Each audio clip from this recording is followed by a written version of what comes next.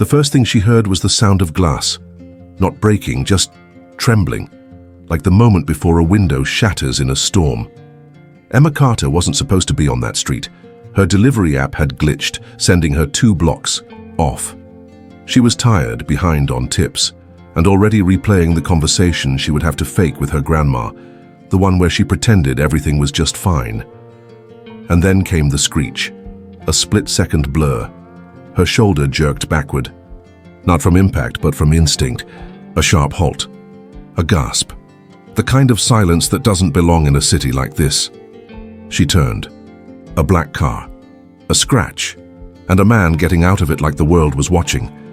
He didn't yell, didn't even frown. He just looked at her. That was worse because his gaze wasn't angry. It was decurious, and that made her heart do something it hadn't done in a while. "Skip, are you okay?" he asked.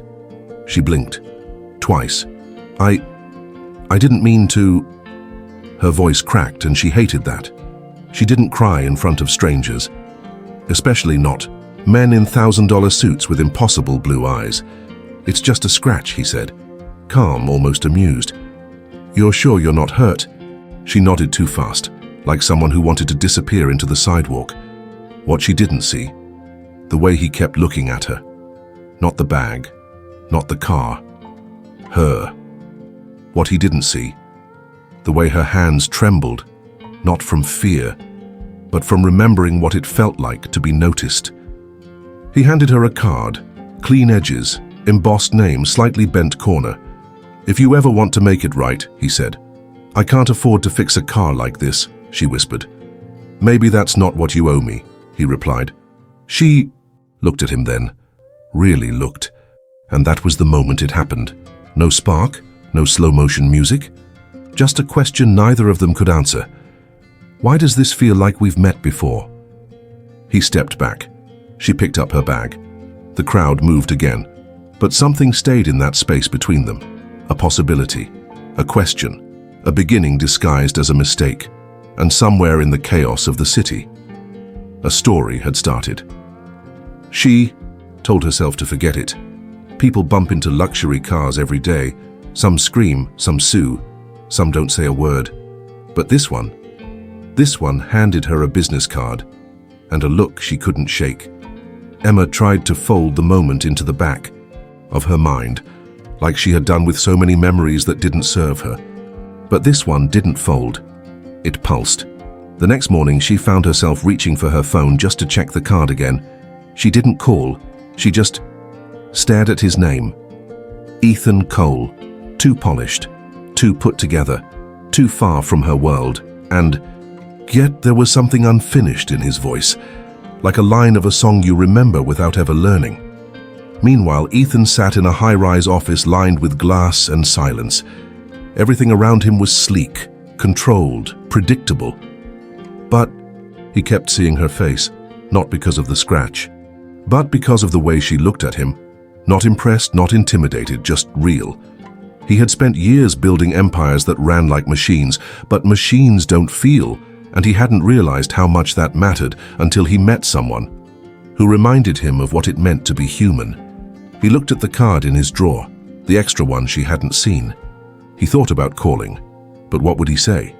"Hi, I can't stop thinking about the stranger who accidentally brushed my car and made me feel something for the first time in years." No, that wasn't his style. Still, he didn't throw the card away.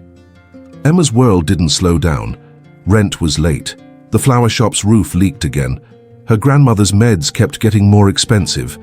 And yet, whenever the city lights blinked just right, she remembered him. Remembered. That moment, that stillness in the noise, it didn't make sense. But life didn't have to make sense to feel real. She passed by a mirrored building one afternoon and caught her own reflection. For a second, she thought she saw him behind her. She turned. He wasn't there, but the feeling stayed. That maybe, just maybe, fate wasn't finished yet. It came quietly, a letter, no courier, no sender, no logo, just a plain envelope, heavy in her hands like it had something to say before it was opened. Emma didn't even know what she expected. A bill? A mistake? But what she found inside was something else entirely. I haven't stopped thinking about that day, not because of the scratch, but because of what I saw in your eyes. I don't know if this is a mistake, but if you're willing to take one more step toward a stranger you met by accident, I'd like to show you something. No name, no signature, just a time, just an address. And somehow, that said more than 1,000 words. She stood outside, the address for 20 minutes before entering. Her thumb hovered over her phone, debating if she should call her best friend for a reality check. But she didn't, because something in her already knew. This wasn't about logic, this was about a door, one she could choose to open or never know what was behind it. The building looked like it had been asleep for years, exposed brick. Echoes in the hallway, sunlight leaking through half-clean windows like golden thread. There were flowers on the floor, notes taped to the walls, drawings of people, rooms, ideas, dreams. A quote scribbled in pencil, "Some things aren't built for money, they're built for meaning." She was still reading when she heard it, his voice. He wasn't speaking to her, not directly. He was on a small stage, presenting to a group of people she didn't recognize, but she knew what he was talking about. She felt it. "We call it Horizon," he said. "It's a place for people who don't fit inside boxes. A space to start, over, to build what no one else believes in yet." And then, without warning, his eyes met hers. He paused, just for a second, but in that second she knew. This wasn't business, this was personal. When the presentation ended, people clapped. They smiled. But Emma didn't move.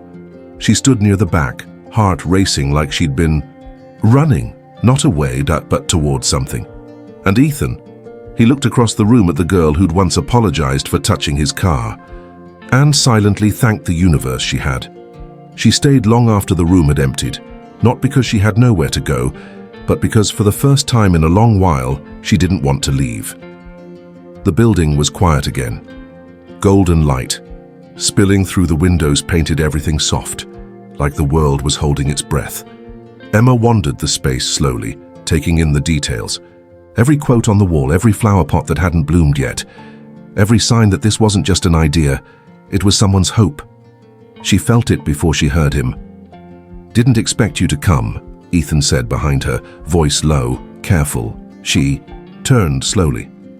"I didn't either." There was a pause, not awkward, just full. "So," he asked, "what did you think?" She looked around again. "It's not perfect, but it feels real."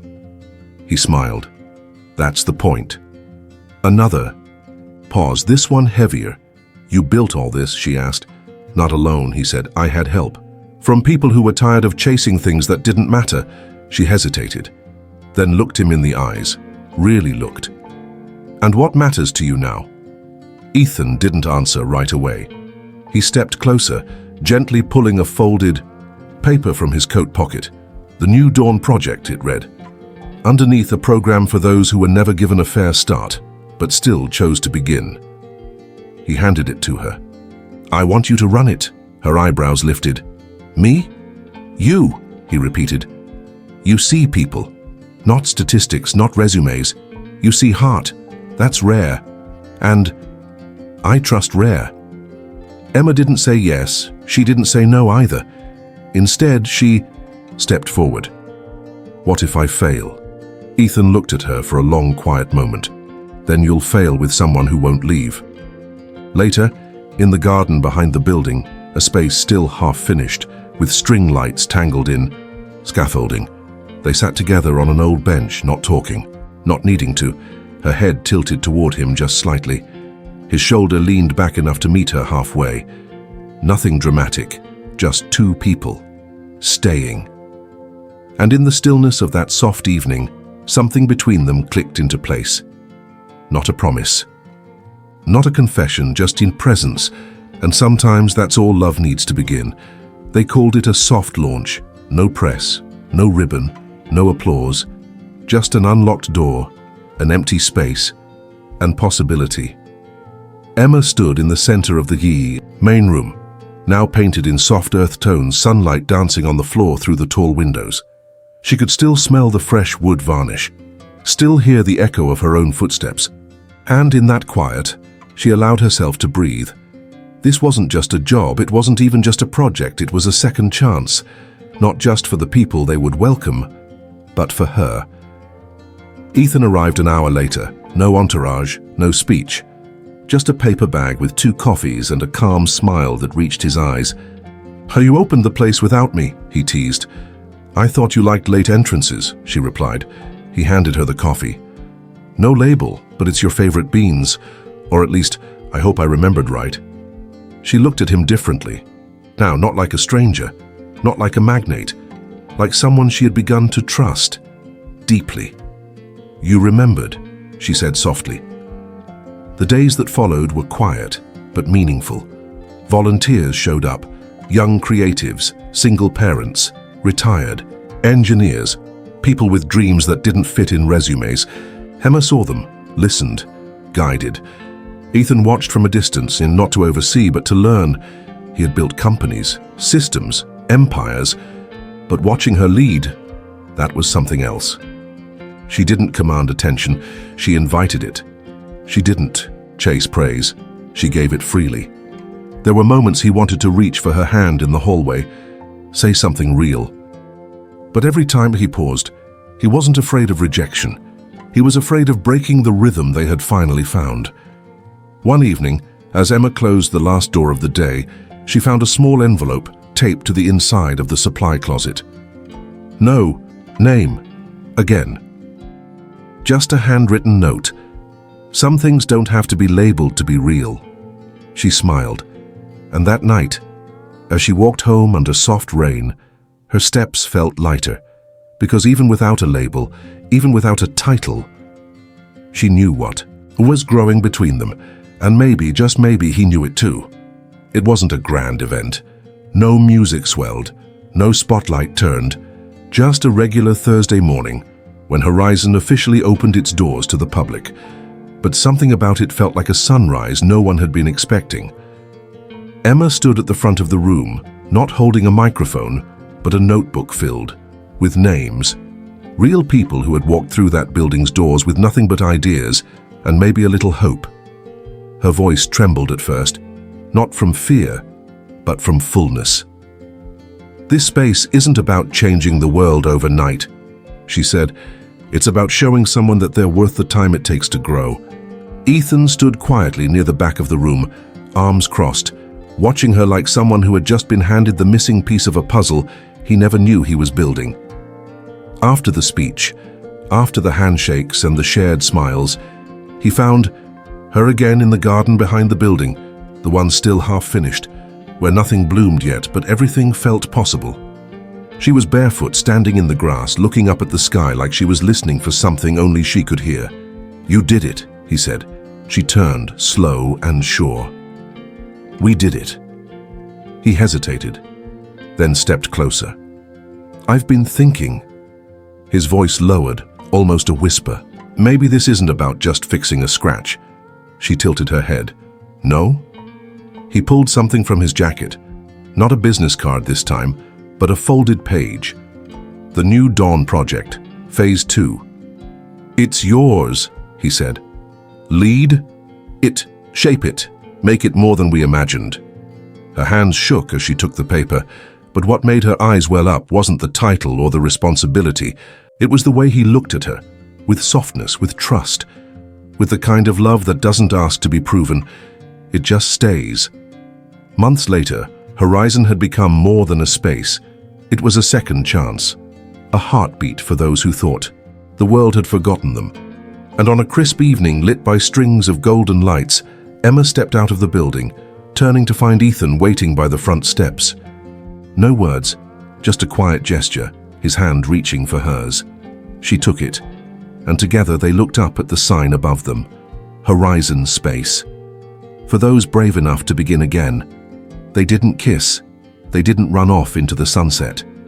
They simply stood there, side by side, not as magnate and nobody, not as charity and case, but as equals, as two people who met by accident and chose to stay on purpose, because sometimes love doesn't arrive with thunder. Sometimes it arrives with a scratch.